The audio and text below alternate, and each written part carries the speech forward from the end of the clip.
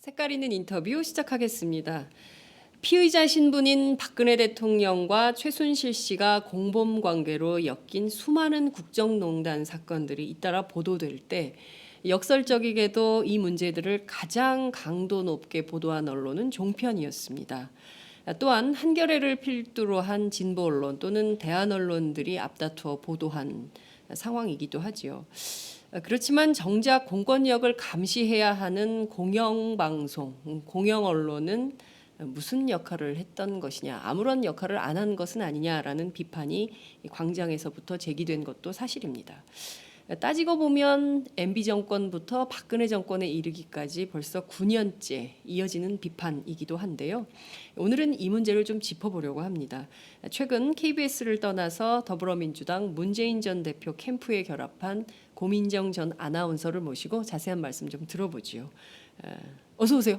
네, 안녕하세요. 네, 아우 너무 진짜 방송인이 오시니까 저처럼 가짜 방송인은 아니에요, 기가 아니에요. 죽어요. 아니 제가 더 긴장이 되고, 네. 그리고 밖에서 큐 사인 소리를 듣는데 왜 이렇게 반갑기도 하면서, 네. 막 심장이 뛰기도 하고, 네. 그래 내가 있을 자리가 원래 마이크 앞이었나 이런 생각이 갑자기 들고 그래요. 그렇군요. 팟짱의 첫 출연이신데요. 네, 저희들이 첫 출연하신 분들께 꼭 부탁드리는 게 있어요. 네. 저희 방송이 추구하는 모토가 솔리데리티, 연대거든요. 그래서 연대에 저희 방송 함께 하시는 애청자분들께 네. 연대 인사 한 말씀 저희가 부탁을 좀 드리겠습니다. 네. 글쎄요, 사실 이런 인터뷰를 하는 것도, 그것도 이제 이렇게 방송으로 보여지는 것도 오늘 처음이어서 굉장히 긴장이 되기도 하고, 그리고 제가 어떤 역할을 해야 할까, 물론 고민은 많이 했지만, 직접 부딪혀 본 지는 며칠 되지 않았기 때문에, 어떤 역할을, 그리고 100% 소화해 낼 수 있을까 참 걱정이 많이 되기도 합니다. 근데 이제 오마이뉴스는 제가 뭐 회사에 있을 때부터 KBS 있을 때부터 인터넷으로 참 많이 봤던 매체거든요. 그리고 공신력도 상당히 있는 것으로 저는 믿고 있고 그래서 저는 전 언론인이기도 하니까 네. 도움이 될 수 있는 존재가 되기를 예. 희망하고 스스로에게도 자꾸 네. 그러라고 재촉하도록 하겠습니다. 네. 지금요, 굉장히 많은 분들께서 댓글로 참여하고 계시는데요. 와, 고민정 너무 예쁘다. 여기가 조명이 좋은 것 같아요, 생각보다. 이쁘다. 헐, 막 이렇게. 조은님께서 이런 네. 메시지 주셨어요. 장 기자 빼고 고민정 씨가 팟짱 진행하면 안 돼요. 안 됩니다. 정말 단아하십니다. 팟짱 출연자 중에 제일 야, 이거 진짜 좋은데요, 큰일 났네. 되게 훈훈하고. 네, 팟짱 출연자 중에 제일 예쁘다. 맞습니다. 제가 생각해 보니까요. 지금까지 팟짱 제가 한 3년여 진행을 하고 있는데 제일 아름다우신 분이 저희 스튜디오에 나오신 것 같습니다. 고민정 문재인 화이팅 대박.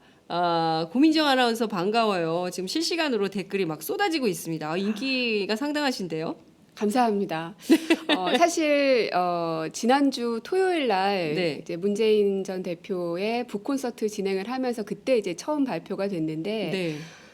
그날 또 다음 날, 다다음 날까지도 제 SNS 계정이나 뭐 블로그나 이런 걸 통해서 수많은 댓글들을 봤거든요. 네. 고맙다, 감동이다, 화이팅이다, 응원한다 등등의 메시지들이 참 많았는데 네. 예전 같았으면 네. 내가 좀 오늘 좀 실시간 검색어도 나오고 인기가 좀 올라가는구나라고만 생각했을 텐데 네. 이번엔 참 마음이 다르더라고요. 오히려 굉장히 찡했어요. 그러니까 제가 KBS를 나오게 된 그 마음은 절박함이었거든요. 세상이 바뀌어야 된다는 절박함. 근데 발표가 되기 전까지는 나의 절박함을 사람들이 얼마나 알아줄까? 그리고 사람들이 느끼는 그 절박함을 나는 이만큼이라고 상상을 했는데 실제로 그럴까? 네. 아직 뚜껑을 열어보지 않았기 때문에 확신할 수 없었는데 그 수많은 댓글들을 보면서 나랑 다 똑같구나. 그냥 저를 통해서 세상을 바꾸고 싶은 그런 절박함을 그런 댓글로 표현해 주신 것이지 저는 이제 그래도 뭔가 사람들 앞에 나서서 말을 할 수 있다는 직업을 가지고 있기 때문에 이 자리에 온 것이지 그 댓글을 달아주신 수많은 사람들 모두가 다 저처럼 똑같이 뛰고 있는 분들이구나 하는 생각이 들더라고요. 그렇군요. 저희가 댓글창에 주로 때로는 막 욕설이 난무하거든요. 막 그 비판 댓글을 악플들이 다실 꼭 때는요. 있죠. 예. 그런데 오늘은 굉장히 정갈해요. 댓글창이. 곱다, 단아하다, 청아하다. 화이팅 하세요. 응원합니다. KBS 잘 나오셨습니다. 뭐 이런 얘기들이 막 네. 나오고 있는데요. 정말 출연자에 따라서 이렇게 실시간으로 댓글창에 반응이 바뀐다는 것도 정말 재미있는 아니, 근데 미디어 현상 같습니다. 악플이 조금 있어도 저는 괜찮습니다. 예. 버티십니까? 걱정을 많이 해주시는데 네. 제가 14년 동안 아나운서 생활을 하면서 네. 악플도 물론 있었죠. 근데 그거를 처음 겪었을 때는 상처받고 왜 날 미워하지? 네, 이유도 네. 없이 막 그러면서 힘들어했었는데 시간이 점점 지나면서 느낀 거는 네. 사람들에게 그만큼의 사랑을 받고 있으면 10% 정도는 내가 세금을 낸다고 생각해야 되지 않나. 그래서 그 정도의 악플은 세금이다 생각을 하고 나니까 네. 그렇게 막 상처되고 그러진 않더라고요. 그렇군요. 저는 이런 얘기 정말 신선합니다. 세금, 악플은 세금이다. 그러니까 유명세만큼 치러야 되는 대가다. 이런 네. 말씀 주셨어요. 근데 이렇게 생각하기 쉽지 않거든요. 내가 뭘 잘못했다고 이렇게 악플을 하는 거야. 뭐 이런 생각을 하는데 진짜 멋진 캐리어 우먼 고민정 화이팅. 이런 댓글이 달릴만하다. 이런 생각이 좀 듭니다. 본격적인 말씀을 좀 들어보도록 하겠습니다. 2004년 네, KBS 공채 아나운서 30기로 입사를 하셨어요. 네, 그때 노무현 정부 그랬죠. 때였어요. 예. 당시 정현주 사장이 블라인드 테스트로 처음 뽑은 맞습니다. 아나운서다. 이런 얘기를 제가 들었는데요. 2004년에 KBS 또 2017년에 KBS 제가 이제 앞서 9년간 싸우고 있다 이제 이런 말씀 드렸는데 어떤 차이가 있나요? 방송은 그리고 언론은 시민들의 마이크 역할을 하는 거라고 생각을 하거든요. 그러니까 시민들 속에 있을 때 언론인들이 편안함을 느낀다면 그건 잘하는 거고 네. 시민들 속에 있는데 뭔가 불편하고 밀려나는 느낌이 들고 배척당하는 느낌이 든다 할 때는 그거는 잘못하고 있다는 뜻인 거겠죠. 네. 근데 2004년 제가 입사했을 때 돌이켜 보면 그때 당시에는 참 뭐 정권에 대한 비판 많이 했습니다. KBS 가? 그래서 예, KBS가. 네. 근데 이제 그때 당시에는 이게 어느 정도의 것인지를 몰랐죠. 근데 2017년 이 시점이 되고 나니까 그때를 많이 회상들을 해요. 선후배들이. 그때가 참 좋았었지 하면서 왜 그때 그런 자유로움을 더 잘 활용하지 못했을까 하는 아쉬움도 많이 얘기를 하고요. 네. 그러니까 지나고 나니까는 아쉬운 거고 또 한편으로는 그 좋았던 기억들을 잊지 않고 있다는 건 우리가 가야 할 방향이 무엇인가에 대해서 확실하게 갖고 있다는 부분이기도 하기 때문에 네. 저는 분명 이제 미래가 있다고 생각을 하고요. 그리고 이제 블라인드 테스트 같은 경우는 처음 시도된 제도로 알고 있거든요. KBS 네. 안에서. 네. 그러니까 면접을 볼 때 네. 그 사람의 학교 혹은 태어난 지역, 뭐 아버지의 어떤 뭐 인맥이랄지 이런 모든 것들을 다 화이트로 지워서 면접을 진행을 했거든요. 그러니까 이 사람이 어디 사람인지를 알 수가 없는 거예요, 이 면접관들이. 그러니까 그 사람의 진짜 그냥 능력만을 보고 판단을 했었던 거죠. 네. 그래서 결과적으로 저희 그 전체 동기들 가운데 소위 얘기하는 명문대 출신의 친구들보다도 네. 정말 전국 각각 그 대학들 출신들이 굉장히 많았습니다. 그래서 그런 사람들이 허리가 돼서 KBS를 이끌어 오기도 했고, 근데 블라인드 테스트가 정현주 사장이 이제 나가고 나서 점점점 이제 축소되고 변화되고 바뀌고 이러면서 이제 저는 이제 지방대학교 출신이라고 봐도 과언이 아니에요. 경희대학교 출신이지만 수원에 있는 국제 캠퍼스를 졸업했기 때문에 네. 저와 같은 사람들이 계속 들어와 줘야 되는데 어느 순간부터인가는 그러지 못했다는 점. 그래서 과연 이 학생들에게, 대학생들, 청년들에게 일자리의 기회가 공평하게 주어지고 있는 것인가, 현재 우리가. 그렇지 않은 건 아닌가. 그렇다면 내가 들어왔듯이 블라인드 테스트라는 게 다시 제도화되고 시스템화 된다면 나 같은 대학생들이 이런 꿈을 꿀 수 있지 않을까 생각이 들어요. 그렇군요. 제가 당시에 정현주 사장님하고 뭐 여러 가지 이제 말씀을 좀 들은 바 있는데요. 그 절대로 전화하지 마시라. 장관님들, 국회의원님들 저한테 전화하셔도 전화하면 그 사람 떨어뜨리겠다. 이렇게까지 말씀을 하셨대요. 왜냐하면 인사에 그렇게 압력이나 개입을 한다고 해서 누구 뽑아라 한다고 해서 뽑아서도 안 되고 뽑을 그렇죠. 수도 없다. 이제 이런 게 정현주 사장의 판단이었는데 그런데도 전화하시는 분들이 있었대요. 그래서 정말 떨어졌나 봐요. 아, 전화를 해서 전화한 오히려 불이익을 받네요. 대상자들, 예, 불이익을 받다고 난리를 쳤다는데, 그러니까 그런 전범이 필요하다고 판단하셨다 그런 얘기를 제가 이제 후일담 비슷하게 들은 적이 있었는데, 그 블라인드 테스트로 뽑으니까 정말 창조적이고 훌륭한 인재들이 많이 들어왔다고 이제 얘기를 하셨어요. 네. 그래서 그분들이 역할도 굉장히 많이 했다 이런 평가도 제가 들었는데 소위 노무현 정부가 끝나고 이명박 정부가 시작되면서 KBS 분위기가 많이 바뀌고 그때부터 블랙리스트 파문이 있었던 것 같아요. 그렇죠. 그때부터 저희 모든 KBS 동료들은 실연이 시작이 됐고 네.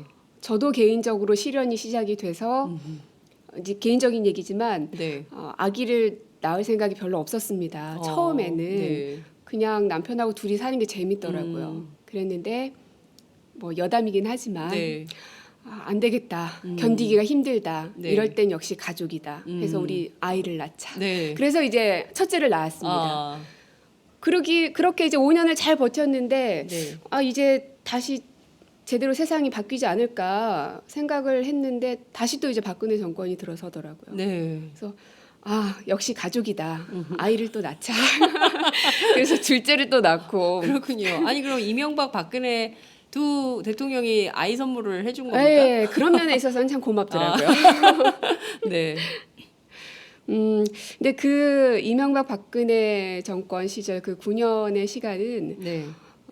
특히나 언론인으로서의 사명감을 가지고 들어왔던 PD 기자 아나운서들에게는 굉장히 동굴과 같은 시간이었고요. 동굴. 네. 저희 방송인들은 회사에 지원서를 낼 때 네. 뭐 연봉이 얼마일지를 생각하면서 지원서를 내지 않습니다. 아마 그럴 거예요. 내가 이 언론인으로서의 어떤 숨겨진 진실을 파헤치고 그리고 약한 자들에게 힘이 되어주고 이러한 사명감을 가지고 언론사에 이제 그 지원서를 내는 건데 네. 그런 것들을 제대로 발휘해낼 수 없는 상황이 닥쳤을 때는 자존감이 그야말로 바닥을 치는 거죠.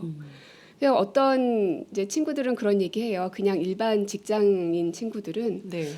나는 네가 걱정하는 게 이해가 안 돼. 월급 따박따박 들어오고 일 없으면 좋잖아. 일도 안 하고 뭐가 이렇게 힘들어라고 하는데 네. 그거는 정말 언론인들이 어떤 마음을 갖고 있는지 모르셔서 하는 얘기고 저희는 일이 없으면 없을수록 정말 자괴감이 들고 내가 뭐하러 여기에 있나 내 존재의 가치는 무엇인가 의미가 무엇인가 별 생각을 다 하게 되거든요. 네. 그게 그냥 1, 2년에 끝났으면 좋겠는데 9년이라는 너무나 긴 세월 동안 겪어왔어야 됐기 때문에 네. 나중에는 자기 검열을 하게 되고 그러면서 가끔씩 이제 옛날 대학생 때 이제 혈기왕성하던 때 만났던 친구들을 만나서 야 너네 KBS 요즘 왜 이래 이런 얘기 들으면 그제서야 맞아 우리가 이러면 안 되는데 하면서 근데 나는 무슨 역할을 하고 있나 하면서 또 술 마시고 네. 그런 시기들이 9년이나 있었던 거죠. 그렇군요. 그 사실 KBS 사원행동이 네. 조직이 됐던 때가 이명박 정부 초기였던가요? 그렇죠. 굉장히 거세게 갈등을 많이 했습니다. 특히 이제 사장 문제, 이사회 문제 이런 걸로 계속 그 고비마다 네. 일종의 이제 노동조합과 KBS 사측이 이제 갈등을 해왔는데요. 지난 9년 내내 그렇게 싸웠다. 네. 이렇게 봐야 됩니까? 정말 지난한 싸움이었고 네. 늘 싸움에 임할 때마다 이길 수 있을까? 하지만 우리가 있잖아 하면서 옆에 있는 동료들을 보면서 힘을 내고 다시 한번 소매를 걷어붙이곤 했었는데 그래도 이 사장선임 구조라든지 이런 시스템들이 바뀌지 않는 것들을 보면서 싸워도 안 되는 거 아니야? 네. 라는 얘기가 실제로 그 안에서 나오기도 하고 네.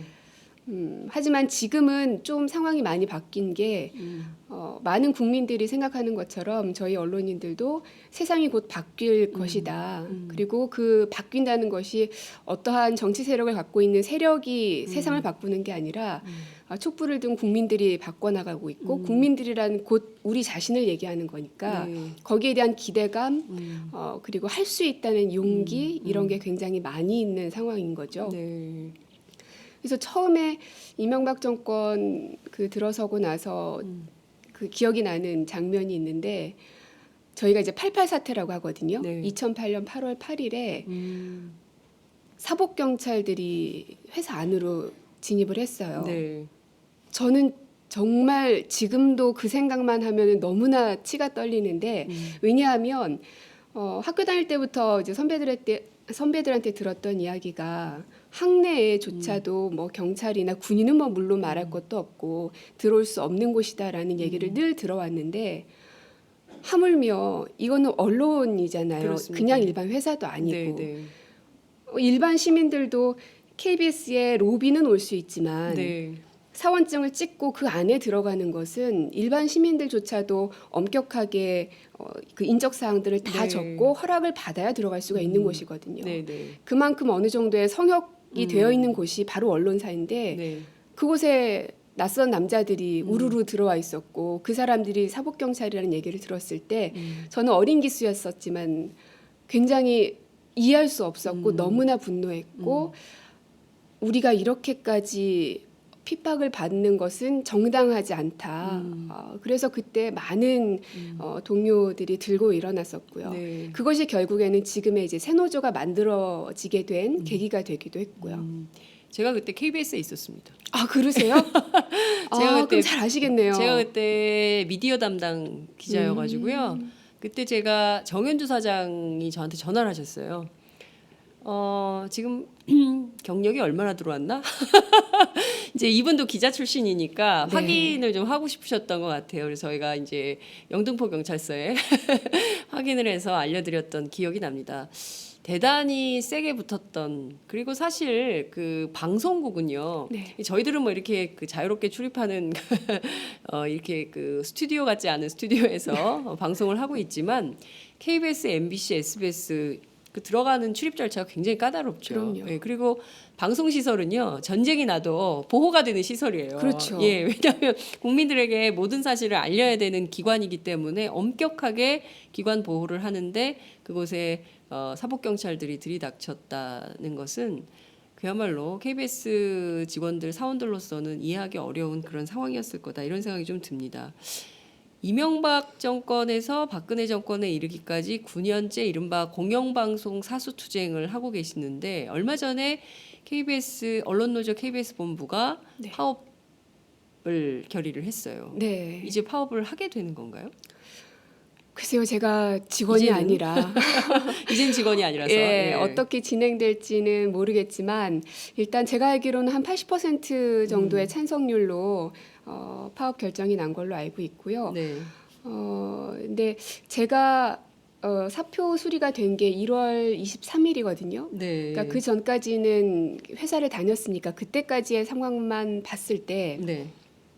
KBS가 그야말로 공정한 보도를 할 수 있게끔 하려면 무엇을 먼저 풀어야 될 것인가. 물론 이제 뭐 여러 가지 이제 국민들께서 바라보시는 KBS의 문제점, 뭐 제대로 보도를 하고 있지 않다, 뭐 광장에 나와도 우리가 진짜 겪고 있는 것들을 찍지 않고 막 이상한 걸 찍는다, 뭐 등등의 이런 얘기를 하시는데 그렇다고 해서 그 안에 있는 모든 그 젊은 PD 기자들이 이상하지는 않거든요. 네. 다들 올바른 사고와 가치관을 가지고 있는 사람들인데 이 조직의 시스템이 네. 저는 이제 기자가 아니라서 정확히는 모르겠지만 제가 알기로는 데스크가 어느 정도 이게 판단을 하잖아요. 네. 그리고 이제 국장, 본부장 또 사장까지 또 네. 현재 고대영 사장은 기자 출신이기도 하고요. 네. 그런 사람들 앞에서 말단에 있는 막내 기자가 자기의 의견대로 자기가 본 대로 모든 것들을 좌지우지할 수가 어려운 상황인 거죠. 그래서 결국에는 이 인력 그 구조 자체가 바뀌어야 되는 건데 네. 그러니까 국장도 바뀌고 본부장도 바뀌고 바뀐다는 게 단순히 그냥 사람이 다른 사람으로 바뀐다는 의미가 아니라 예. 진실을 보도할 수 있는 언론인으로서의 사명감을 갖고 있는 사람인지 그 사람이 수장이 되는지 우리가 지금 그 이 박근혜 게이트, 최순실 게이트를 보면서 느끼고 있지 않습니까? 네. 한 사람의 잘못된 판단과 그리고 행동들이 이 나라 전체를 얼마나 힘들게 했는지를 네. 방송국도 마찬가지거든요. 그래서 그런 것들을 바꿔내야 네. 일선에 있는 PD 기자들이 또 아나운서들이 정말 진실을 보도할 수 있게끔 될 수 있는데 지금은 일단 사장을 선임하는 그 구조 자체가 제도 자체가 네. 공정한 사장을 뽑을 수 없는 상황이거든요. MBC도 물론 마찬가지고요. 그렇습니다. 예. 그래서 지금 노조에서도 그렇고 늘 얘기해 왔던 것이 이제 방송법 개정이 우리에게는 정말 풀어야 될 숙제다. 첫 번째이자 마지막이라고 말할 수 있을 정도로 그래서 아마 그쪽에 더 집중을 해서 아하. 파업을 진행하지 않을까 저는 그냥 추정을 해보는 바입니다. 그렇군요. 이를테면 지금 KBS가 보도되는 구조가 현장 기자 오마이뉴스 같은 경우에는 현장 기자가 본 대로 네. 그리고 들은 대로 그대로 기사가 나가는데 KBS 같은 경우에는 현장 기자가 현장에서 이런 판단을 하고 기사를 올리면 데스크가 야 그 방향 말고 다른 거 없어? 다른 방향 취재해봐 해서 기사를 바꿔가지고 전혀 다른 논조의 내용이 보도가 되고 있다 이런 말씀이신가요? 그런 부분이 있다고 저는 생각이 들어요. 왜냐하면 일선에 있는 PD 기자들을 만나보면 네. 자기들도 토요일마다 촛불을 들고 광장에 나가거든요. 네. 그리고 어떤 그 노조에서 어떤 파업 지침이 있거나 뭐 이런 것들이 있을 때 누구보다 앞장서서 하거든요. 네. 하지만 KBS 뉴스는 그렇게 나오지 않고 있죠. 네. 왜 그런 것일까? 그런 현상들만 놓고 봐도 네. 그들이 정말 뭔가 생각이 이상해서 겉으로는 촛불하면서 속으로는 또 그거를 반대하는 기사를 쓰고 이것은 아니라고 생각해요. 그러니까 자신의 뜻을 제대로 발휘할 수 없는 구조 내에 있다 보니 네. 그런 현상이 벌어지는 게 아닌가. 그리고 그런 걸 제대로 데스킹해 줄 수 있는 허리에 있어야 할 선배들 또 뭐 임원진들 이런 분들이 제대로 된 방향을 제시해주지 못하고 있기 때문에 네. 지금의 KBS 뉴스가 보도가 그런 방향으로 흘러가는 게 아닌가 그런 생각이 듭니다. 네. 이제 KBS의 노조가 두 개 있지 않습니까? 그렇죠. 이렇게 하나는 KBS 노조, 하나는 KBS 새노조. 네. 그러니까 이것은 앞서 말씀 주신 대로 이명박 정부 이후에 사원 행동이 이제 변화해서 이제 새노조가 된 것인데요. 그 양대 노조가 둘 다 파업을 결의한 거예요. 네. 그래서 걸었 이슈가 언론 부역자 청산 그리고 공정방송 사수를 위한 파업이다 이렇게 되어 있는데요. 언론 부역자는 누굴 얘기하는 겁니까? 제가 방금 말씀드렸던 그런 뭐 보도국장, 보도본부장 혹은 그런 등등의 데스킹을 해야 하는 그런 자리 또 프로그램을 마지막에 이제 결정할 수 있는 그런 자리에 있는 사람들 그런 사람들을 뜻하는 거겠죠. 네, 고대영 사장도 포함됩니까? 당연한 거 아닙니까? 고대영 사장을 포함한 언론 부역자, 그러니까 이명박 박근혜 정권에 부역했던 언론인들을 네. 이번 기회에 청산하겠다. 네. 이런 노동조합의 주장이다. 이런 말씀을 좀 주신 건데요. 그 이를테면 지금 말씀 주신 대로 방송법 개정이 국회에서도 초미의 관심사이고 야당 의원들의 경우에는 중요한 개혁 입법 과제로 방송법 개정을 꼽고 있는데요. 핵심이 뭔가요? 이를테면 그 사장만 제대로 이사회 구성을 통해서 사장만 제대로 뽑으면 된다. 이게 끝입니까? 아니면 지배 구조를 어떻게 바꿔야 된다고 보시는 건가요? 크게 봤을 때 방금 말씀해 주셨던 그 사장 선임 구조가 중요하고요. 네. 왜냐하면 지금의 그 이사회 구성은 어떻게 돼 있냐면 네. 여당에서 추천하는 이사가 7, 음. 그리고 야당이 4명. 근데 그 중에서 그러면 11명이잖아요. 네. 그럼 그 가운데 절반이 찬성을 하면은 그 사장은 이제 선임이 되는 거죠. 네. 그러면은 어떤 정권이 들어서든 음. 정권의 뜻을 함께하는 사람이 될 수밖에 없는 구조이지 않습니까? 네, 그러네요. 예. 그런데 이번에 이제 방송법 개정안에 들어가 있는 안을 보면 7대 6의 구조거든요. 여가 7, 야가 6. 네. 그리고 거기에다가 특별 다수제라고 해서 네. 3분의 2 이상이 찬성을 해야지 사장 선임이 통과가 되는 거죠. 그러니까 그렇게 되면 누가 여당이든지 상관하지 않고 네. 야당의 그 승인을 받아야만 KBS 사장이 선임이 될 수 있는 구조로 가는 거죠. 네. 그래서 이게 어느 한쪽으로 정권이 바뀔 때마다 흔들리고 치우치고 이런 것이 아니라 어떤 정권이 들어서든지 상관하지 않고 특히나 공영방송 KBS라면 그야말로 가운데를 지킬 수 있는 어떤 균형을 맞출 수 있는 사람을 뽑아야 하는데 네. 그것을 실행해 줄 수 있는 것이 바로 그 이사회 구성인 거죠. 네, 그렇군요. 그게 먼저 실행이 돼야 그 다음에 이제 뭐 본부장 선임, 또 국장 선임, 또 그 밑에 부장 이런 모든 것들이 또 인사를 통해서 네. 그 결정이 되는 거기 때문에 네. 사장 선임이 해결되지 않고 계속해서 그 집권 여당의 입맛에 맞는 사람이 될 수밖에 없는 사장 구조, 선임 구조로 가게 되면 네. 앞으로도 계속 정권이 바뀔 때마다 흔들릴 수밖에 없는 그렇군요. 상황인 거죠. 그런데 이제 정치적으로 좀 판단을 해보자면 지금 이제 정권 교체가 될 가능성이 매우 높고 지금 뭐 그 탄핵 심판 전 과정을 보더라도 박근혜 대통령 측이 과도하게 상식을 벗어나는 차원에서의 목리를 부린다. 이를테면 무더기 증인을 신청한다든가 뭐 이런 과정을 보면서 참 답답하다. 그리고 또 하나의 장면은 국회 선진화법인데요. 국회 선진화법에서 모든 것을 협의해서 결정하도록 해놨기 때문에 되는 것도 없고 안 되는 것도 없는 아무것도 안 되는 이런 상황이다. 그래서 예컨대 사장 KBS도 이사회를 이렇게 만들어 놓으면 이를테면 정권 교체 이후에 오히려 또 그런 쪽으로 발목 잡게 될 가능성은 없을까? 그런 검토가 필요한 것은 아니냐 이런 비판도 있는 것 같아요. 글쎄요. 그거는 오히려 너무 낙관하기 때문이 아닌가 생각이 들어요. 그러니까 물론 지금 이제 문재인 전 대표께서 가장 높은 지지율을 받고 있고 네. 또 대선에 출마할 사람들의 지지율 그 분포를 보면 야당이 우세하다는 건 뭐 누구나 다 알고 있는 사실이긴 합니다.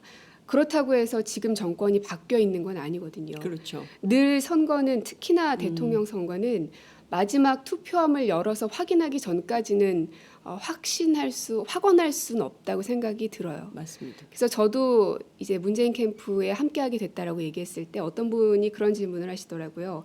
대세이기 때문에 간 거 아니냐. 근데 대세로 만들어 주신 점은 너무나 감사한 일이지만 저는 끝까지 긴장을 늦춰서는 안 된다고 생각합니다. 그렇군요. 그리고 설령 된다고 하더라도 얼마나 많은 지지율을 받을 것인지 그것 또한 중요하다고 생각하거든요.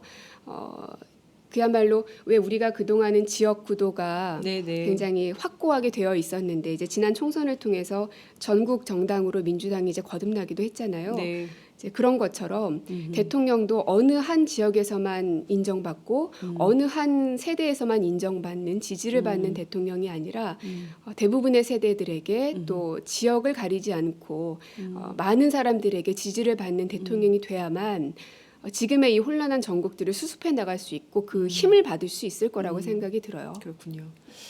앞서 이제 천만 촛불 말씀, 촛불 집회 기자들도 PD들도 참여한다, 촛불 들고 이제 이런 말씀 주셨는데요. 벌써 100일이 지났습니다. 예, 그런데 그 이 사이에 공영 언론 무슨 일했냐? 오히려 JTBC 손석희 사장이 큰일했다, 열일했다 이제 이런 평가를 대중들이 하고 있습니다. 네. 개인적으로 좀 어떻게 평가하세요? 배가 아프기도 하고요. 근데 더 큰 마음은 저도 JTBC를 매일같이 봅니다. 뉴스룸을 매일같이 봐요. KBS 아나운서가 네. JTBC 뉴스룸을 매일 봐요. 그렇습니다. 예. 그래서 심지어 저희 아이들은요. 네. JTBC에 나오는 기자들 이름을 다 알아요. KBS 기자를 알고 저 사람 만나고 싶다고 하면 내가 바로 만나게 해줄 수 있는데 아쉽게도 네. 근데 비단 이거는 이제 저만 그런 게 아닐 거예요. 많은 특히나 이제 저 또래의 그런 네. 젊은 세대들이 JTBC 뉴스룸을 보고 있다는 건 뭐 모두가 다 아는 사실이니까요. 네. 그래서 너무나 감사하고 네. 그러한 방송을 해서 참 감사하고 없었더라면 과연 우리가 이만큼 끌어올 수 있었을까? 그리고 게다가 손석희 앵커는 아나운서 선배이시잖아요. 그렇죠. 그러니까 아나운서들에게는 어찌 보면 새로운 모델이 되어 주신 거죠. 그런 선배가 없으셨으니까. 네. 전체적인 그 뉴스를 진행하고 이끌어가면 물론이고 이 전국의 어떤 여론 흐름까지도 만들어가고 있는 만들어간다는 의미보다는 사람들이 생각하는 민의를 제대로 짚어내고 있는 것이죠. 그러니까 그런 날카로운 시선을 가지고 있다는 점. 근데 그게 또 아나운서 선배라는 점, 그게 너무나 자랑스럽고 네. 그래서 어디 가서 사람들이 뭐 뉴스룸 손석희 이런 얘기하면 우리 아나운서 선배 뭐 이렇게 얘기를 꼭 해요. 네. 한 번도 제가 만나뵙지는 못했거든요. 네. 근데도 그냥 왠지 손석희 선배님은 하면서 얘기를 하게 되고 네. 그만큼 제가 이제 자랑스러워서 그렇군요. 예. 예. 이제 이를테면 정치도 또 언론도 모두 좀 우리 사회를 세상을 조금 더 이롭게 더 좋은 세상으로 만들기 위해서 그러니까 공적인 역할을 하는 사람들이다. 저는 개인적으로 그렇게 보는데요. 그러니까 세상을 바꾸는 건 꼭 정치인만 하는 것이 아니라 언론인도 세상을 바꾸는데 그럼요. 일조를 한다. 이를테면 이제 고민정의 인생에 손석희 모델이 있을 수 있고요. 또 어떤 정치인의 모델이 있을 수 있는데, 그러니까 손석희 모델보다는 정치의 모델을 선택하게 된 가장 큰 이유는 뭘까요? 제가 그 안에 있었을 때 해낼 수 있는 어떤 양이 있겠죠, 총량. 네. 그것과 밖으로 나와서 할 수 있는 총량 어떤 게 더 많은지를 계산을 참 많이 해봤습니다. 근데 만약에 KBS 안에 있었더라면 지금 이제 새노조도 그렇고 함께 이제 파업을 하겠다고 결의를 했기 때문에 거기에 이제 열심히 참가를 하면서 함께 집회도 하고 그랬겠죠. 근데 그랬을 때의 세상을 바꿀 수 있는 여지가 얼만큼이나 될까? 근데 내가 조금 안정적인 돈과 명예와 이런 것들을 버리고 밖에 나오면 사람들은 되게 걱정을 해주세요. 뭐 먹고 네. 살려고 저러냐.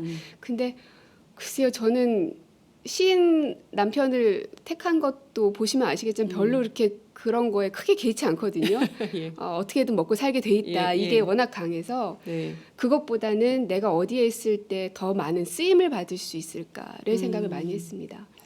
근데 지금 이렇게 밖에 나와서 받는 그리고 내가 사람들에게 쓰여질 수 있는 용도와 총량이 훨씬 더 많다면 나오는 게 맞다고 생각을 했고요. 그리고 작년 말쯤에 MBC 이용마 기자 네. 선배가 한 인터뷰를 봤는데 지금 현재 언론사의 상황은 아우슈비츠 수용소와 다르지 않다라는 얘기를 하셨어요. 그러면서 바깥에서의 도움이 없이는 이것을 깨부수기가 너무나 힘이 들다라는 얘기를 하시더라고요. KBS도 마찬가지라고 생각이 들거든요. 안에서는 제가 KBS가 싫어서 혹은 KBS에서는 도저히 제대로 된 세상을 바꿀 수가 없어서 나온 것이 아니라 네. 그 안에서도 지금 이 시각에도 정말 피와 땀을 흘려가면서 열심히 투쟁하는 우리 선후배들이 있습니다. 네. 근데 안에서만 이 계란을 쪼는 게 아니라 줄닭동시라고 하잖아요. 네네네네. 안에서만 병아리가 깨는 게 아니라 밖에서도 어미닭이 쪼아줘야 그 계란은 깨지게 돼 있죠. 네. 그래서 내가 밖에서 조금이라도 금을 낼 수 있는 역할을 할 수 있다면 네. 차라리 나가는 게 더 맞지 않겠는가 하는 생각이 들어서 나왔죠.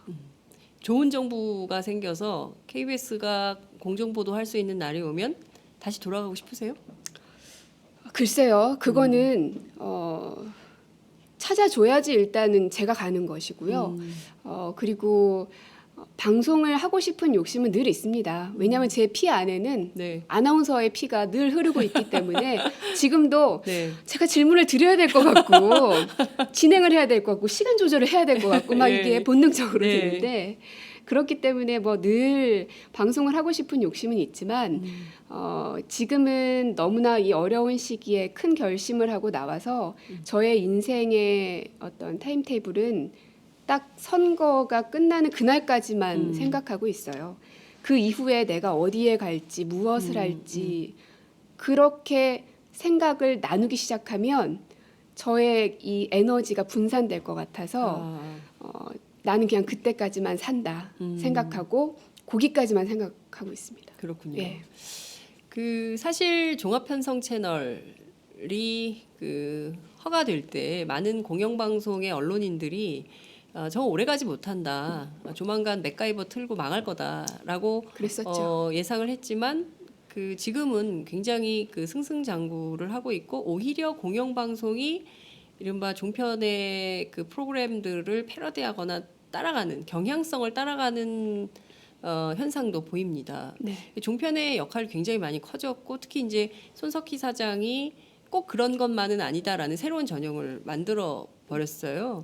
그래서 앞으로 이제 그 종편의 역할이 더 커지면 공영방송은 오히려 그 역할을 잃어가게 되는 거 아니냐. 특히 이제 MBC 같은 경우는 공영방송 아니지 않냐. 이게 사형화 또는 민영화 될 수밖에 없는 거 아니냐. 그리고 이제 시장 경쟁에 뛰어들 수밖에 없는 거 아니냐. 이제 이런 분석도 합니다. 그 점은 좀 어떻게 보세요?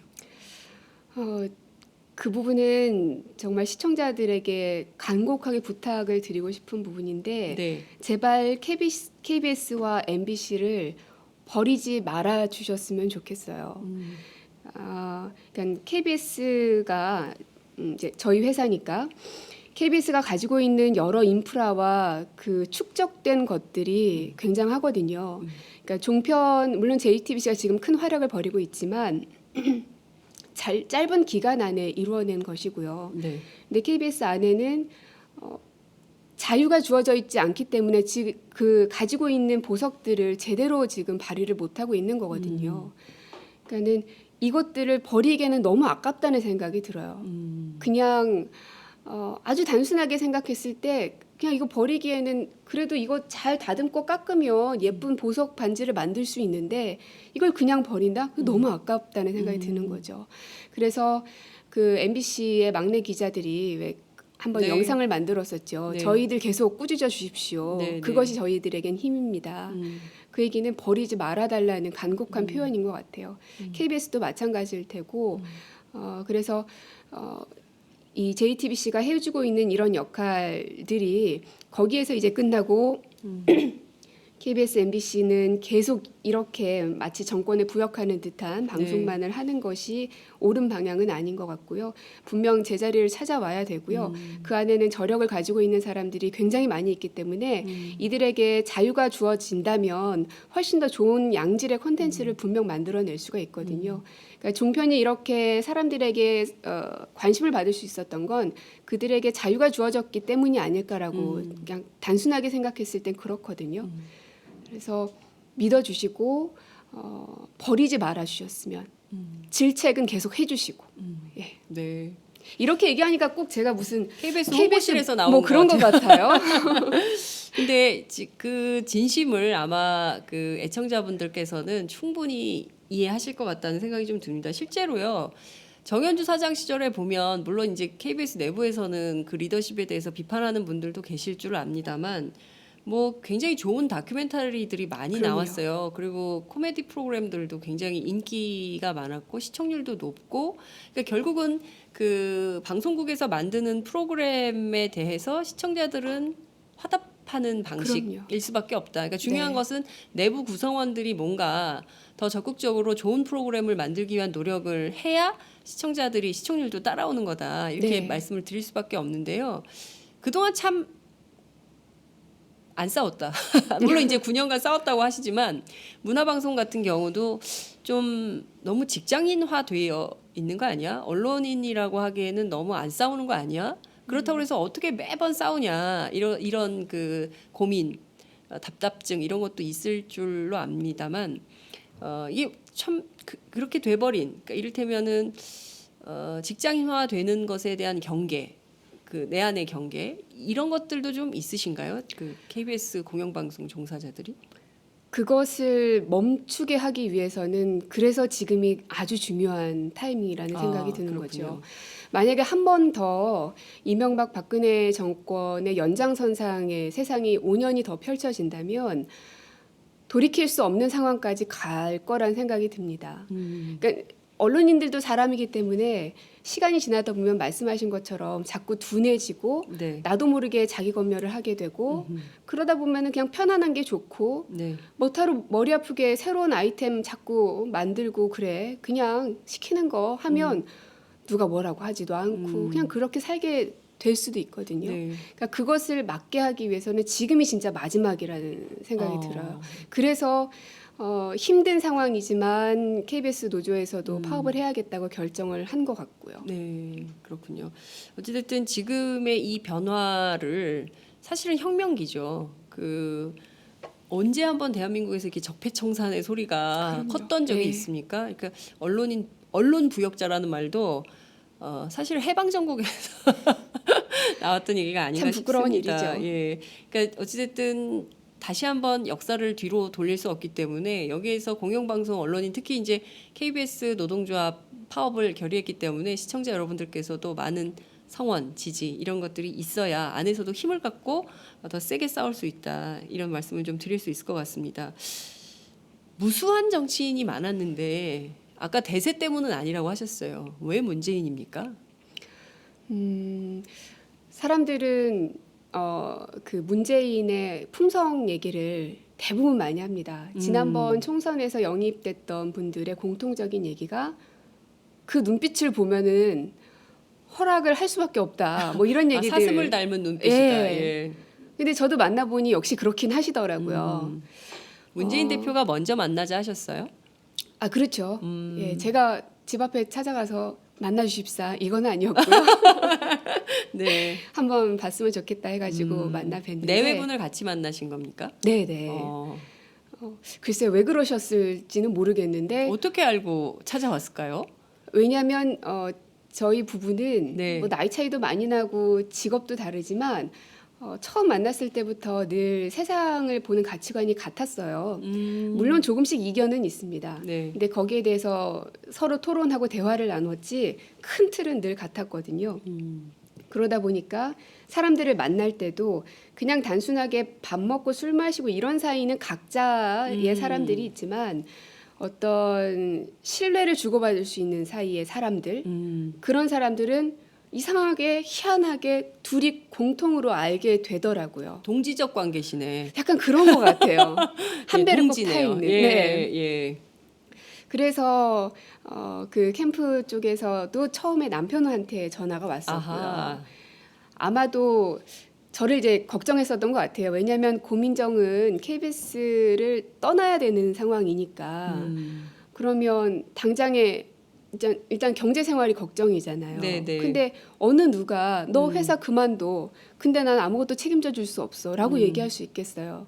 그러니까 미안하니까 나한텐 바로 못하고 네네. 남편한테 이렇게 쿠션, 3쿠션이라고 네네네네. 하나요? 뭐 이런 걸로 해가지고 얘기가 들어왔죠. 네. 그래서 문재인 대표께서 만나자고 했을 때도 우리 둘이 이제 같이 가서 얘기를 나누고 왜냐하면 저보다 11년을 더 살았기 때문에 네. 11년만큼의 세상을 보는 눈이 좀 더 있어요. 네. 그래서 늘 어려운 결정을 내려야 될 때는 항상 꼭 얘기를 하거든요. 네. 토론을 하고. 그래서 대표님도 기왕이면 같이 만났으면 좋겠다라고 마음은 생각은 하고 있었는데 네. 마침 같이 오라고 해주셔가지고 만나 뵀었죠. 그렇군요. 그 만나 보니까 끌리든가요? 네. 저는 요즘에 TV를 보면 참 멋있게 나이 드셨구나 하는 생각이 많이 들어요. 일단 문재인 그냥 대표. 비디오만 봤을 때. 네. 예. 아 그래 나도 저렇게 늙으면 참 좋겠다 하는 생각 비주얼이 되죠, 비주얼이. 드시죠. 예. 네. 근데 거기에다가 그분은 어쨌든 대세를 이루고 있는 그야말로 엄청난 정치인인데 네. 저는 뭐 제가 9시 뉴스를 진행하기 했습니까? 뭐 열린 음악회를 진행하기를 했습니까? 뭐 KBS에서 간판 프로그램을 진행하지를 않았거든요. 그냥 일개 아나운서인데 네. 딱 만나 뵀을 때 어떤 정치인의 위압감 이런 게 전혀 느껴지질 않아서 오히려 당황스러웠어요. 아 그래요. 예. 제가 방송하면서 그래도 수많은 정재계 사람들을 네네. 만나잖아요. 인터뷰 네, 때문에. 해보면 악수만 딱 해보면 압니다. 음. 이 사람이 맞습니다. 나에 대해서 어떤 생각을 갖고 있는지.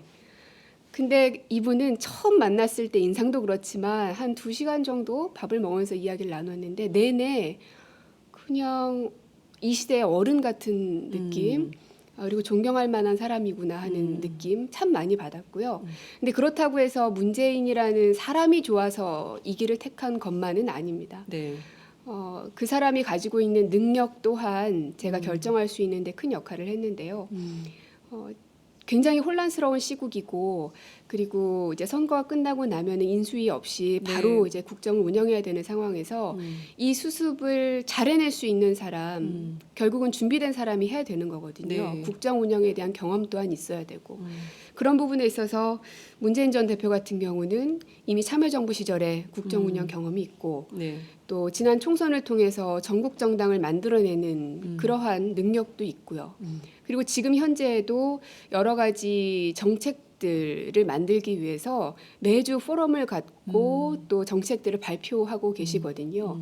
그러니까 이런 것들을 봤을 때 이런 준비된 사람이 해야 이 혼란들을 수습해낼 수 있지 않을까.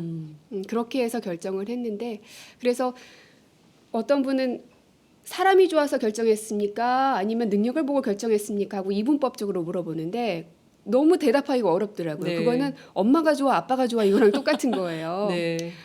근데 한편으로는 조금 씁쓸했던 게 어쩌면 우리는 참 오랫동안 그 두 가지를 갖춘 지도자를 만나지 못했기 때문이 아닌가 생각이 들더라고요. 네. 문재인 대표를 저희가 지난 총선 때, 작년 총선 때 무려 10사흘간 쫓아다니면서 생방송으로 보도를 했었어요. 제가 느낀 것은 저도 이제 그게 어떤 말씀인지 아세요? 악수만 해보면 안다라는 게 어떤 뜻인지 저도 이제 정치인들을 많이 만나기 때문에 딱 알죠. 그런데 그 문재인 대표는 굉장히 디테일이 강한 분이에요. 네, 무슨 얘기냐면 그리고 약간의 반골 기질이 있는 것 같아요. 무슨 얘기냐면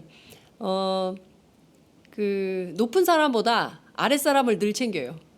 맞아요. 그리고 좀 이렇게 잘 살펴서 저 사람이 진짜 헌신하는가 안 헌신하는가 이것도 보는 것 같더라고요. 저는 재밌는 포인트가 저희 후배들하고 같이 다니면 대개의 정치인들은 뭐 이렇게 선배 기자 혹은 뭐 사장 이렇게 먼저 챙깁니다. 윗사람부터 챙겨요 정치인들이. 네네. 근데 문재인 대표는 제가 항상 이렇게 굉장히 유념해서 대통령이 될지도 모르기 때문에 저는 정치인들을 이렇게 유념해서 보는 편인데 항상 보면 아래에서 이렇게 카메라 잡고 그리고 이렇게 뭐랄까 막 바닥을 현장을 뛰는 그런 기자들을 먼저 챙기더라고요. 그래서 저 사람은 좀 다르다 이런 생각이 좀 들었던 기억이 있는데 네. 오늘 그 말씀을 하시니까 그게 기억이 나네요. 저도 네. 그걸 요 며칠 사이에 굉장히 많이 느끼는데 네.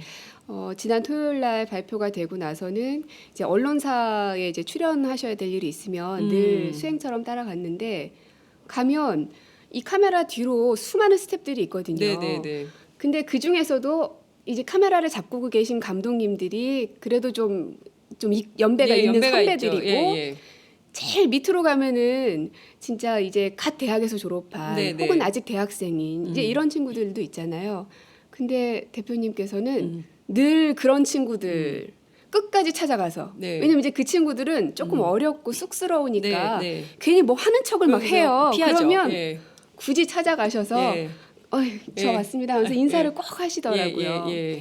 들어갈 때도 그렇고 나갈 때도 그렇고 심지어는 그 로비에서 이제 계신 이제 경비하시는 분들이나 예. 이런 분들도 놓치지 않고 아무리 사장이 그 앞에 있어도 네네. 일단은 경비하시는 분이 뭐 옆에 먼저 있으면 먼저 인사하고 마지막에 사장한테로 가시더라고요. 그러니까요. 근데 거기까지예요. 그래서 제가 다 표라서 그러시는 거죠? 이렇게 얘기하면 맞습니다라거나 이러면서 막 호쾌하게 웃거나 이래야 되는데 아직 거기까지는 못 가신 것 같아요. 솔직하시고 막 그러셔서 그런 것까지는 안 된다. 이런 말씀을 좀 드리고 싶습니다. 어쨌든 하여튼 인품은 훌륭하시다. 그것은 아마 전 국민들이 다 확인한 바가 아닐까 싶습니다. 그런데요, 문재인 대표가 자리 보장을 잘 안 해서 캠프 네. 안에서도 여러 논란과 논쟁이 된 아 그래요? 바가 있는 걸로 제가 취재 결과 알고 있습니다. 어떤 자리를 보장 받으셨어요?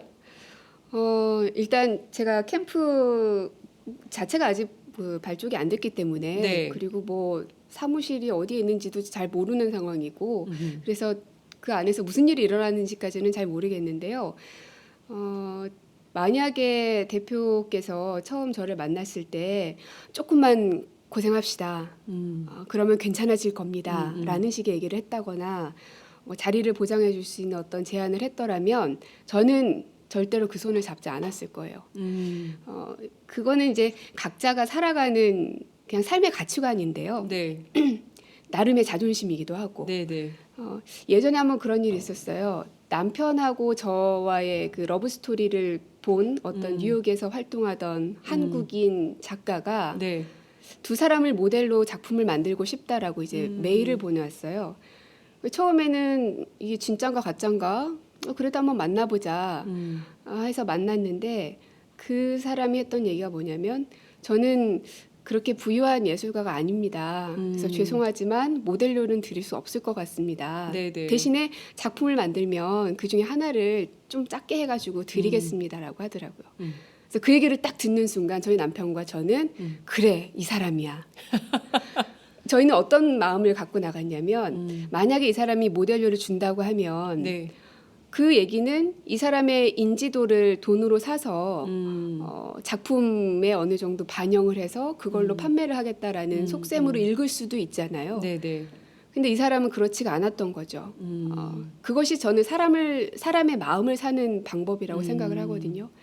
근데 그래서 그 작가하고는 지금까지도 정말 중마고와 같은 그런 관계를 맺고 가고 있는데 네. 대표님이 또 그런 모습을 저희에게 보여주셨어요. 네. 그래서 이 사람이라면 진짜 믿어도 되고 네. 무엇보다도 나의 인생을 걸어볼 만한 사람이구나라는 확신이 자리를 보장하지 않았기 때문에 네. 예. 고민정 아나운서도 굉장히 특이하다라는 생각이 좀 듭니다. 대개의 경우는 뭐 정치를 하는데 한 자리를 약속을 해야 내가 적극적으로 하든가 말든가 하는데 그런 것도 없이 말이야 자꾸 도와달라 그러면 그럼 되겠어? 뭐 이런 얘기를 많이 하거든요.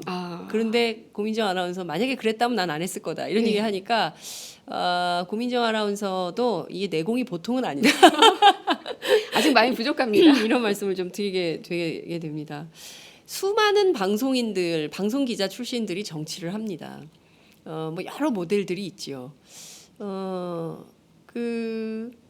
어떤 정치를 하고 싶으세요? 고민정 아나운서라는 사람은 우리 역사에서 어떤 정치인으로 기억이 됐으면 좋겠습니까? 일단 제 이름 앞에 정치인이란 단어가 붙는 건 너무 어색하고요. 네. 저는 늘 정치를 내가 아니야, 난 정치 아니야라고 얘기하는데 친구들이 그러더라고요. 너는 그렇게 생각할지 모르지만 사람들은 널 그렇게 안 봐라고요. 그래서 다시 한번 고민을 해봤죠. 정치라는 게 과연 뭘까? 만약에 여의도에서 이루어지고 있는 그 여의도 정치를 말하는 거라면 나는 아니다. 근데 내 아이를 어떤 학교에 보내야 할지 그리고 내가 어떤 직장에서 육아휴직을 얼만큼 쓰고 또 내가 시장에 갔을 때 고기를 어떤 제품으로 미국산을 살지 한국산을 살지 등등 이런 고민을 하는 모든 것들이 또한 정치라고 생각하거든요. 그런 넓은 의미에서의 정치를 고민정이 하는 게 아니냐라고 생각하신다면 맞습니다. 근데 좁은 의미에서의 여의도 정치를 말씀하신다면 저는 아닌 것 같고요. 그러면 뭘 하실 거예요? 일단 저는 이 정권을 바꾸는 것이 가장 최우선 순위고요. 네네. 왜냐하면 제 생활이 너무 힘들었기 때문에 엄마로서의 생활, 음. 또 워킹맘으로서의 생활, 네. 아내로서의 생활, 또 집을 그냥 집을 전세든 뭐 매매든 간에 그냥 일상 생활 속에서의 시민의 한 사람으로서 겪었던 여러 가지 불편함들, 부당함들 네. 이런 것들이 저 혼자 마음을 어떻게 먹는다고 해서 바뀌지 않더라고요. 아. 결국은 시스템 바뀌고 제도가 바뀌고 이 세상이 바뀌어야 저의 삶 또한 윤택해질 수가 있더라고요. 그래서 근데 이제 한편으론 나는 어떻게든 견뎌갈 수 있겠어. 근데 네. 이제 아이가 생기고 나니까 네. 조금 달라지더라고요. 저는 이제 아이들한테 많은 걸 물려줄 수 없는 사람이거든요. 네. 그렇다면 내가 아이들한테 해줄 수 있는 건 뭔가? 나 같은 사람은 아이들에게 물려줄 수 있는 건 이 세상밖에 없는 사람이거든요. 네. 네. 그렇다면 기왕이면 이 세상을 억지로 살아내야 되고 견뎌내야 되고 짓밟히면서 혹은 남을 짓밟으면서 견뎌야 하는 그런 세상을 물려주고 싶지는 않더라고요. 그건 엄마의 마음인 것 같아요. 네. 그래서 아이들이 정말 살고 싶은 세상, 좋은 세상을 물려줄 수 있는 역할을 내가 지금 할 수 있다는 확신이 들었고 네. 자신감도 있고 그랬기 때문에 이 자리에 온 것이지 뭐 정치를 어떻게 하겠다. 정치도 잘 모르고요. 더더군다나 저는 뭐 취재 현장에서 취재를 했던 기자나 PD도 아니고요. 그래서 잘 모릅니다. 하지만 세상을 좀 좋게 바꾸고 싶다라는 그냥 보통 시민들의 마음과 똑같은 마음으로 네. 사실 이 자리까지 온 거죠. 그렇군요. 저는 사실 인터뷰를 하기 전에 아나운서 하면 뭐 재벌가의 며느리, 뭐 이제 그리고 반 연예인, 네. 뭐 이렇게 생각들을 많이 하시잖아요. 이제 그런 그 일반인의 시각들이 없는 것은 아니었는데 오늘 고민정 아나운서 만나면서 꼭 그런 연예인 비슷한 그런 아나운서만 있는 것은 아니구나. 세상에 대해서 이렇게 깊이 있게 고민하고 어떻게 살 것인가, 그리고 어떤 사회를 우리 아이들에게 만들어주고 물려줄 것인가를 고민하는 그 고민의 차원에서 문재인 캠프를 택했다고 하니까 더 재밌어지네요. 좋게 봐주셔서 감사합니다. 네, 그 캠프 대변인을 맡으셨는데요. 아직은 정확하게 그래요? 말씀을 못 들었는데요. 그러든가요? 저는 그런 기사가 많이 나오는데 그게 아니었군요. 아마도 이제 제가 할 수 있는 역할, 잘할 수 있는 역할이 주어지겠죠. 근데 저는 늘 그럼 이제 어떤 역할을 좀 하고 싶으세요? 사람들 앞에 무언가를 전달하는 역할을 지금까지 해왔고요. 아하. 그리고 일반 시민들에게 정치라는 영역은 참 어려운 영역이죠. 그래서 어떤 분들은 아유 그냥 머리 아파, 아유 몰라, 내가 그거 뉴스 하나 몰라도 괜찮아 이런 네. 분들이 참 많으신데 이제 그런 분들에게 좀 더 친근하게 혹은 쉽게 설명해 줄 수 있을 것 같고요. 그리고 아나운서들은 이 콘텐츠를 만들어내는 제작진과 네. 그리고 이 방송을 보는 시청자들과 이 양쪽을 다 만나는 사람이기 때문에 네. 앞으로도 이 정치를 하시는 분들과 또 이제 시청자들, 시민들과의 그 중간 역할 정도, 네. 다리 그리고 이것이 소통이 잘 되게끔 할 수 있는 어떤 선 그런 역할을 할 수 있을 것 같아요. 그렇군요. 앞으로 활약의 기대가 큽니다. 그렇지만 이 정치라는 게 제가 예전에 정치부 처음 갔을 때 어떤 정치인이 저한테 악수를 탁 청하면서 웰컴 투 정글 하시더라고요. 저는 그게 네. 무슨 얘기인지 몰랐어요. 근데 정말 일이 많아요. 정치부에 가면 아침 회의부터 시작해서 그리고 뭐 이렇게 수가 복잡하냐 그런 그 했던 기억, 초년병 시절 기억이 나는데 정치판은 굉장히 이렇게 음모도 많고 험담도 많고 내가 이렇게 이런 뜻으로 말한 게 아닌데 와전돼 가지고 어마어마한 왜곡이 언론 지면에 막 도배질이 되고 막 온갖 일을 겪게 된다. 근데 이제 앞서 세금이다. 악플은 세금이다. 이런 말씀하셨기 때문에 잘 견디실 것 같은데 예컨대 좀 그런 정치 환경의 변화, 그 정치 문화의 변화 이런 것들도 좀 필요하다라고 느끼는 분들도 있을 것 같아요. 제가 보기에는 고민정 아나운서가 그런 역할을 굉장히 잘할 것 같은데. 그랬으면 좋겠어요. 좀 더 부드러워졌으면 좋겠고 네.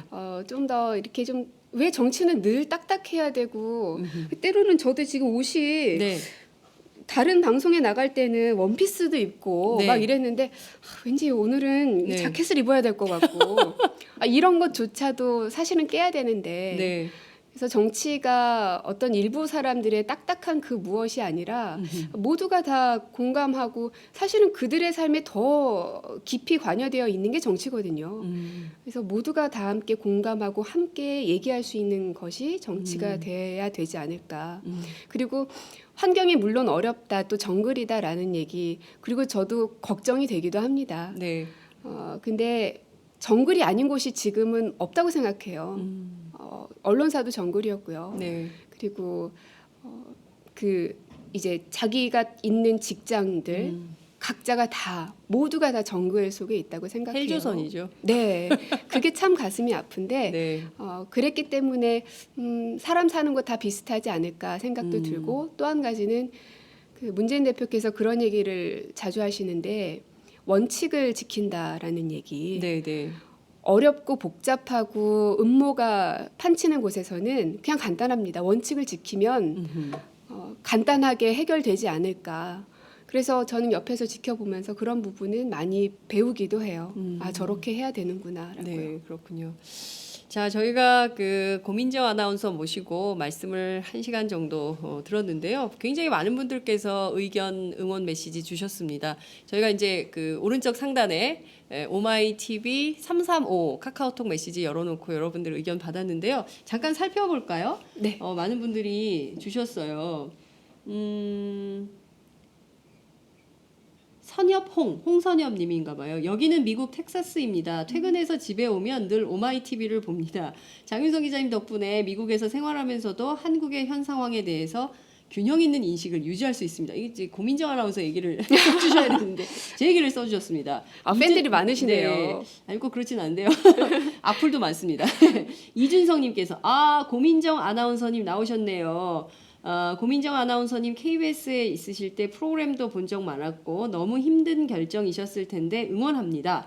고민정 아나운서님 파이팅! 이렇게 외쳐주셨습니다. 매일 새로운 연정망. 아유 제가 목이 다 메네요.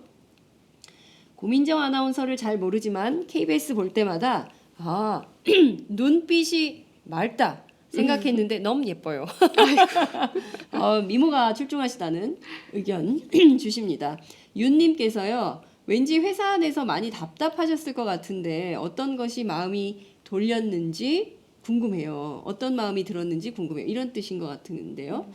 자 그리고 위대한 방창영님께서도 실시간인가요? 맞습니다. 저희 실시간으로 방송하고 있습니다. 이혜경님께서 고민정 아나운서님 마음도 예쁘고 얼굴도 예쁘세요. 어려운 결정 감사합니다. 항상 응원할게요. 이런 메시지 주셨습니다.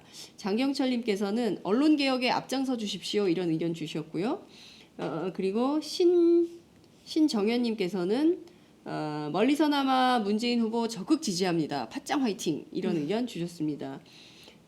베리타스님께서는 걱정 마세요. 정부부터 바꾸면 다음은 언론 차례입니다. 이번 기회에 국민들의 시각이 많이 변해서 언론도 그렇고 정치도 그렇고 어느 정도 선을 넘으면 가만히 지켜보고 있지만은 않을 테니까요. 이런 의견 주셨습니다. 구분영님께서 고민정 아나가 나오셨군요. 재미있게 시청하고 있습니다. 이런 의견 주셨습니다. 네. 모두 감사드립니다. 제가 카카오톡 읽느라고 유튜브를 못 봤어요. 유튜브로도 굉장히 많은 거기로도 분들께서 그 글이 올라와요? 네, 유튜브 또 페이스북으로도 많은 의견 주셨는데 저희가 일일이 소개하지 못해서 죄송합니다. 이제 시간이 다 돼서 마무리를 네. 좀 해야 될 것 같은데요.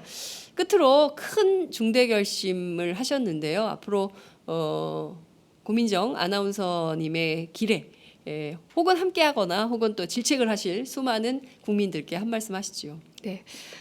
방금 댓글을 들으면서 진짜 잘해야 되겠구나 하는 생각이 든 게 예쁘다는 얘기만 많아서 그걸로 해서는 안 되는데 그래 내가 더 많이 공부하고 그리고 더 이 안에서 필요한 역할들을 해야 되겠구나 하는 생각이 들었어요. 지켜봐 주시고요. 그리고 이 사람이 얼마나 잘하고 있는지 늘 질책해 주시고 늘 열려 있으니까요. 바른 길을 갈 수 있도록 이끌어 주셨으면 좋겠습니다. 네. 앞으로 직업에 맞는 적합한 역할이 주어질 겁니다. 거창한 거 기대하지 않습니다. 함께 해주세요. 이런 의견들도 많이 올라와 있습니다. 오늘 저희 스튜디오를 정말 환하게 밝혀 주셨습니다.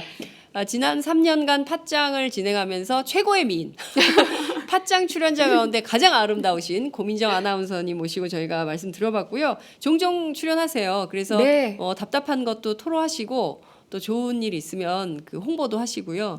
어찌됐든 그 문재인 캠프가 활력 넘치고 또 즐거운 새로운 일터가 되시기를 당부드립니다. 고맙습니다. 고맙습니다.